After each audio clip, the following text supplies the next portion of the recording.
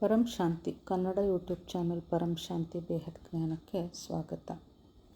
ಸ್ವಪರಿವರ್ತನೆಯನ್ನು ನಾವು ಹೇಗೆ ಮಾಡಿಕೊಳ್ಬೇಕು, ಆಧ್ಯಾತ್ಮದತ್ತ ಹೇಗೆ ನಾವು ಮುಂದುವರಿಬೇಕು, ಆತ್ಮರಾದ ನಾವು ಮನೆಯಲ್ಲೇ ಕುಳಿತು ಹೇಗೆ ಸ್ವಯಂನ ಪರಿವರ್ತನೆಯನ್ನು ಮಾಡಿಕೊಂಡು ವಿಶ್ವ ಕಲ್ಯಾಣಕ್ಕೆ ಸಹಕರಿಸಬೇಕು ಎಂಬುದು ಒಂದು ದೊಡ್ಡ ಪ್ರಶ್ನೆ.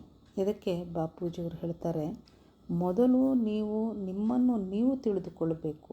ಅಂದರೆ ನಾನು ಯಾರು ಎಂಬುದನ್ನು ತಿಳಿದುಕೋಬೇಕು.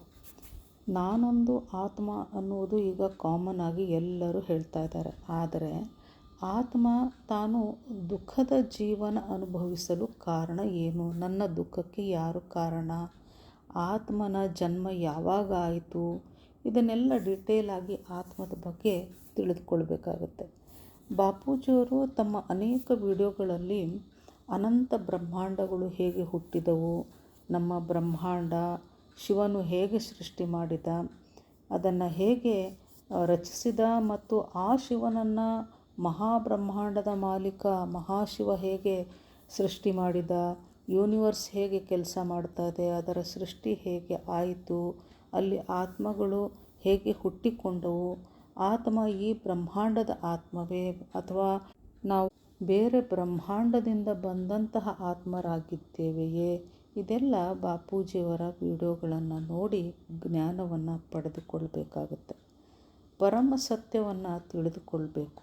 ಭೂಮಿಗೆ ಆತ್ಮ ಇಳಿದು ಬಂದ ಮೇಲೆ ಅದರ ಜೀವನದ ಉದ್ದೇಶ ಏನು ಅನ್ನೋದು ತಿಳಿಯೋದು ಬಹಳ ಮುಖ್ಯ. ಇದನ್ನೆಲ್ಲ ತಿಳಿಯಲಿಕ್ಕೆ ಆಲ್ಮೈಟಿ ಪರಮಾತ್ಮ ಗೀತೆಯ ಜ್ಞಾನವನ್ನು ಕೃಷ್ಣನ ಮೂಲಕ ನೀಡಿದ್ದಾನೆ.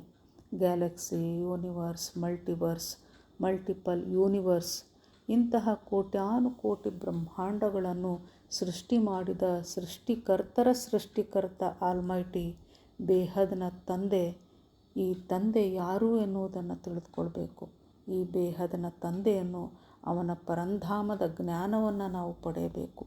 ಈ ಪರಂಧಾಮಕ್ಕೆ ಹೋಗುವ ವಿಧಿಯನ್ನು ತಿಳಿದುಕೊಳ್ಳಬೇಕು. ಇದನ್ನು ಬಾಪೂಜಿಯವರು ತಮ್ಮ ಅನೇಕ ವಿಡಿಯೋಗಳಲ್ಲಿ ಹೇಳಿದ್ದಾರೆ. ಅದನ್ನು ವಿಸ್ತಾರವಾಗಿ ತಿಳಿಯುವುದು ಮುಖ್ಯ. ಭೌತಿಕ ಜಗತ್ತಿನ ಪ್ರಾಪ್ತಿ ಎಲ್ಲರೂ ಮಾಡುತ್ತಾರೆ, ಭೌತಿಕ ಜ್ಞಾನ ಎಲ್ಲರೂ ಪಡ್ಕೊಳ್ತಾರೆ, ಎಲ್ಲರೂ ಭೌತಿಕ ಸಾಧನ ಸೌಲಭ್ಯಗಳನ್ನು ಹೊಂದಿದ್ದೇವೆ, ಸುಖ ಜೀವನವನ್ನು ನಾವಿಂದು ನಡೆಸ್ತಾ ಇದ್ದೇವೆ.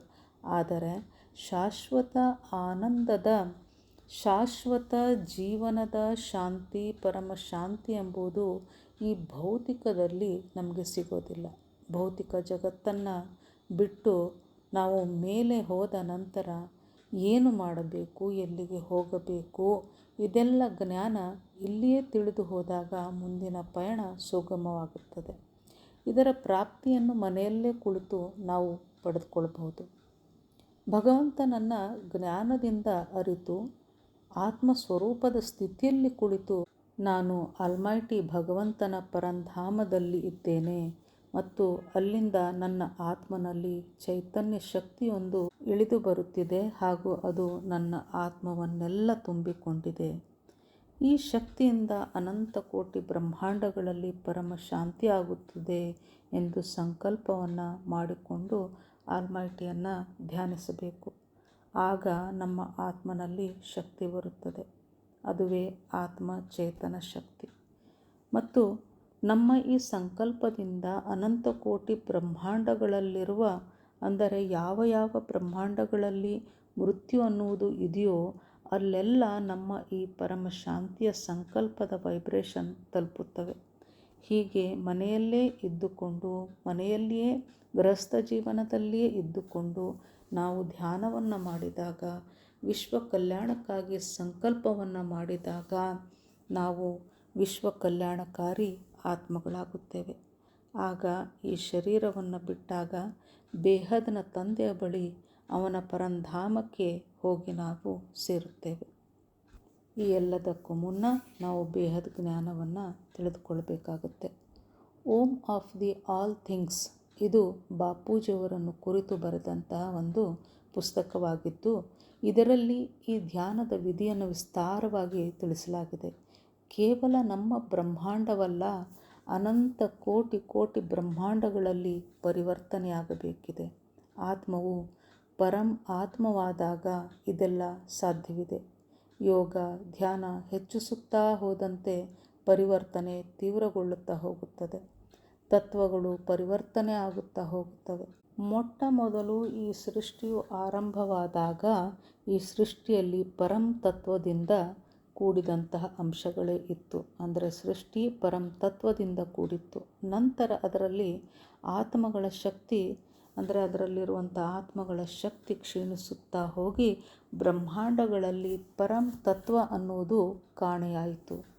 ಕೇವಲ ತತ್ವಗಳು ಮಾತ್ರ ಉಳಿದುಕೊಂಡವು.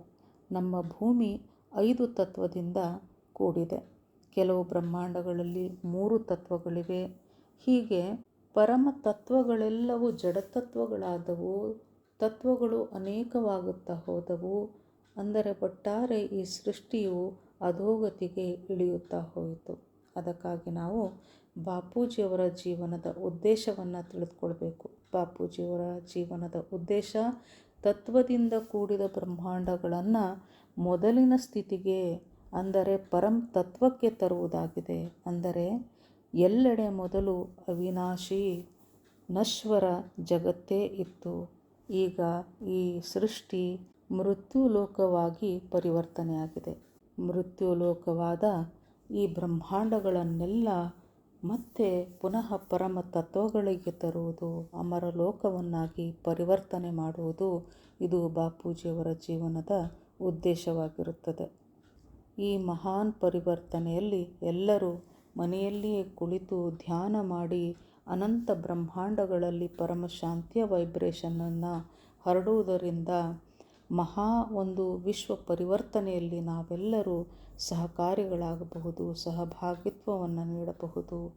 ಬನ್ನಿ, ಈ ಮಹಾನ್ ಪರಿವರ್ತನೆಯಲ್ಲಿ ಭಾಗಿಗಳಾಗೋಣ, ಆತ್ಮಕಲ್ಯಾಣವನ್ನು ಮಾಡೋಣ, ಈ ಜೀವನವನ್ನು ಸಾರ್ಥಕ ಮಾಡಿಕೊಳ್ಳೋಣ. परम शांति। क्या है अस्तित्व का अंतिम सत्य? किसने खोला अनंत ज्ञान का द्वार? 2026 में होगा रहस्य का उद्घाटन। परम शांति, अंतिम परम सत्य। बापूजी दशरथ भाई पटेल के जीवन पर आधारित आध्यात्मिक जीवनी जल रही है। जुड़े रहिए। की परम शांति सोचो, बोलो परम शांति। Join us daily for our morning live meditation, Monday to Saturday, 5:30 to 6:30 a.m. Join us daily for live meditation, 10 p.m. to 11 p.m. on YouTube Live. Subscribe now. Website www.paramshanti.org. Email us anant@paramshanti.org. Like, share, subscribe. Join today. बेहद की परम शांति सो